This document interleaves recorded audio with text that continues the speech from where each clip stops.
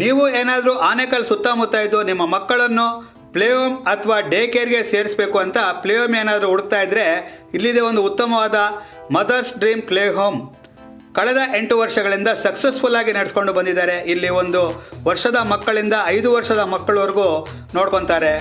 ಬೆಳಿಗ್ಗೆ 8ರಿಂದ ಸಂಜೆ 6ರವರೆಗೂ ನೋಡ್ಕೊತಾರೆ.